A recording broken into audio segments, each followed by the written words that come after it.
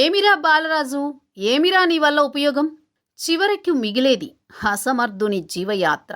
అది ఒకనాటి చరిత్ర. ఇప్పటి 70-80 తరం వాళ్ళైతే యుద్ధనపూడి సులోచనారాణి, వాసిరెడ్డి సీతాదేవి లాంటి వారి నవలలను బాగా ఇష్టపడతారు. అటుపై ఎండమూరి మల్లాది వారి నవలలు బాగా ప్రాచుర్యం పొందాయి. చందమామ, బాలమిత్ర, ఆంధ్రభూమి, స్వాతి లాంటి వారపత్రికలు, సితారా, జ్యోతి, చిత్ర లాంటి సినీ పత్రికలు, ఎన్కౌంటర్, కాగడ, విపుల, చతుర ఇంకా ఎన్నెన్నో జనల మనసును దోచాయి.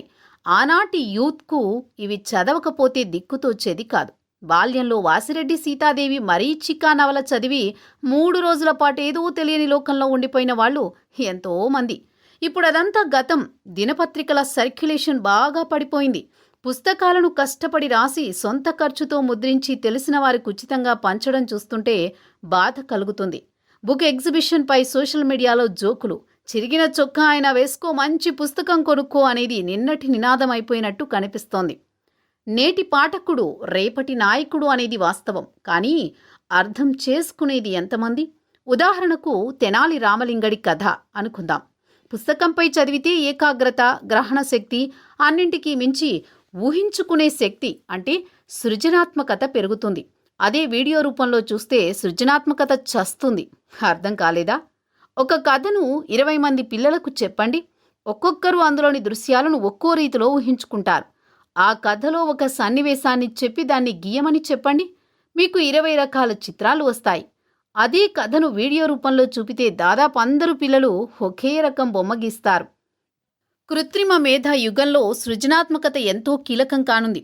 సృజనాత్మకత ఉన్నవారికే ఉద్యోగాలు. ఒక రకంగా చెప్పాలంటే కృత్రిమ మేధ సృజనాత్మకతను చంపేస్తుంది. మీరు ఫేస్బుక్లో లేదా యూట్యూబ్లో ఏదైనా ఒక వీడియో లేదా రీల్ చూడండి. ఉదాహరణ, అడవి జంతువులు. మీకు తిరిగి తిరిగి అలాంటి వీడియోలే దర్శనమిస్తాయి. బహుళజాతి కంపెనీలకు కావలసింది అమ్మకాలు. అంటే ప్రజలందరూ ఒకే రీతిలో ఆలోచించాలి. ప్రపంచంలోని వైవిధ్యాన్ని చంపేయాలి. తమ ఉత్పత్తుల వాడకం, తమ లైఫ్ స్టైల్ ఒక్కటే నాగరికత అని చాటాలి. అప్పుడే వారి అమ్మకాలకు లాభాలు సాధ్యం. ఈ పాయింట్ కూడా అర్థం కాలేదు కదా?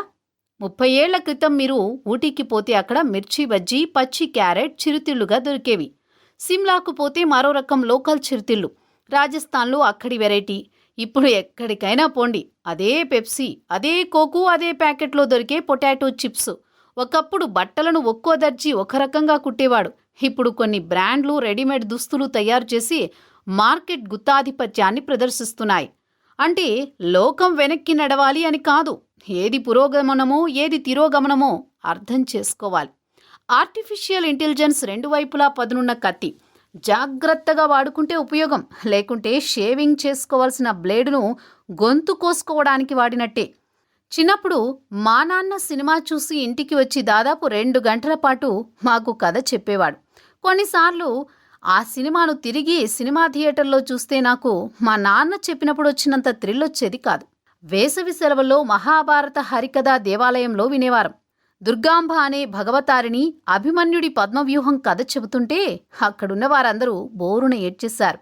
సివిల్స్ కోచింగ్లో హిస్టరీ కింగ్ అని పేరొందిన గోపాల్ రెడ్డి గారు హిస్టరీ పాఠం చెబుతుంటే క్లాసులో రాజులొచ్చినట్టు, అక్కడే యుద్ధాలు జరిగినట్టు ఫీల్ వచ్చేదట. పుస్తకాలు, కథలు, కళ్ల ముందు దృశ్యాన్ని నిలిపే కథకులు ఇప్పుడు గతం. జుగుప్స, అసహ్యం, అసహజం అయినవి వర్చువల్ మీడియాలో దృశ్య రూపంగా చూడడం, కేవలం సమాచారం కోసం చదవడం, ఇది నేటి తరం. అందుకే సృజనాత్మకత, ఇంగిత జ్ఞానం, భిన్న కోణాల్లో సమస్యలకు పరిష్కారం కనిపెట్టే నైపుణ్యం, గ్రహణ విశ్లేషణ, అనువర్తన సామర్థ్యాలు నేటి తరంలో పలుచబడుతున్నాయి. ఇలాంటి నైపుణ్యాలున్న వారి సంఖ్య తక్కువైపోతోంది. వేలం వెర్రితనం ఎక్కువవుతోంది.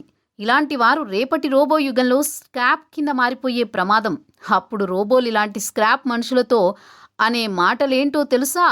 ఏంట్రా బాలరాజులు, మీ వల్ల ఎవరికిరా ఉపయోగం? అవి వెక్కిరిస్తాయి.